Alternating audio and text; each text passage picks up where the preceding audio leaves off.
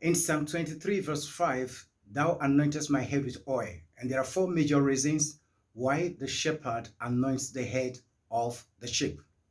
Now, number one, summer period is usually a period of flies and mosquitoes. And this kind of cause irritation upon the head of the sheep. And so what the shepherd does in order to prevent the irritation on the head of the sheep, which could lead to it even killing itself, is to apply olive oil.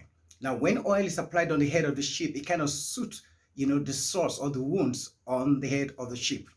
Also, there are spiritual flies and mosquitoes that try to burrow upon our head and cause irritation in the life of the believer. And the oil of God is able to soothe, such kind of irritation in our lives.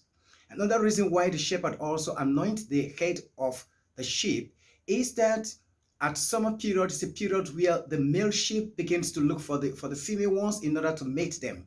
And usually this causes a lot of fight amongst the male sheep. Sometimes they're using their horns even to hit themselves and can even lead to their death.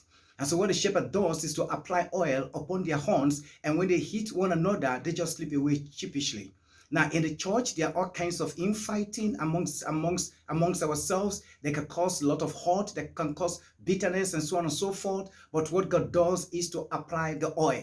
And that's why Psalm 133 says, it is good for brethren to dwell together in unity. It's like the oil that flows, from the crown of the head of Aaron even down to his head. So when God applies the oil even upon our heads, as his sheep, no matter the infighting that is on in the church, you are able to forgive one another and also to walk in peace. These are two major reasons why it is important, that the head of the sheep is anointed with oil. God also anoints our head in order to prevent irritation, in order to prevent bitterness, in order to prevent anger and animosity developing in us, so that we can grow as his sheep in the house of the Lord. You need God to anoint your head with oil. God bless.